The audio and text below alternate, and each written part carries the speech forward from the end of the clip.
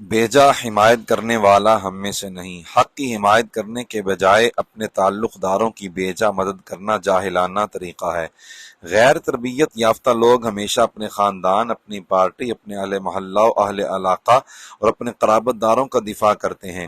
زیادہ تر وکلاء اپنی فیس کی خاطر جان بوجھ کر سچ کو جھوٹ اور جھوٹ کو سچ ثابت کرنے کے دلائل دیتے ہیں۔ سیاسی پارٹیوں کے لیڈر اور جیالے اپنے موقف کو جھوٹ اور بددیانتی سمجھتے ہوئے بھی اس سے پیچھے نہیں ہٹتے۔ قرآن و سنت میں سختی کے ساتھ تعصب سے روکا گیا ہے اور یہ تربیت فرمائی گئی کہ اپنے تعلق والے کی بیجا حمایت کرنا اس سے تعاون نہیں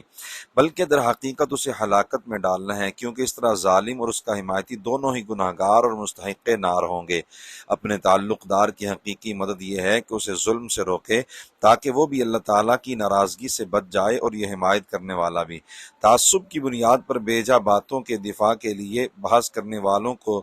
ڈانٹتے ہوئے رب تعالیٰ نے فرمایا، ہا انتم ہؤلاء جادلتم عنہم فی الحیاۃ الدنیا فمن یجادل اللہ عنہم یوم القیامۃ ام من یکون علیہم وکیلا۔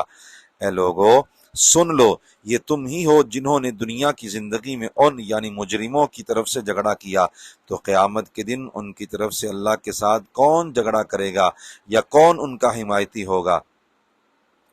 یعنی دنیا میں تو تم دھوکہ دیتے ہو اور اپنے تعلق دار کو ذلت و سزا سے بچانے کی کوشش کرتے ہو، مگر جب قیامت کے دن ظالم و خائن کو اللہ تعالیٰ کی بارگاہ میں پیش کیا جائے گا اور وہ عذاب کا فیصلہ فرمائے گا تو کس کی مجال ہوگی کہ اس وقت مجرموں کی وکالت کرتے ہوئے دھوکہ دے کر، جھوٹ بول کر ان کے حق میں فیصلہ کروا لے اور انہیں عذاب سے بچا لے۔ سیدنا جبیر بن مطعم رضی اللہ تعالیٰ عنہ سے روایت ہے کہ خاتم النبیین صلی اللہ علیہ وآلہ وسلم نے فرمایا، لیس منا من دعا الى عصبیۃ ولیس منا من قاتل على عصبیۃ ولیس منا من مات على عصبیہ،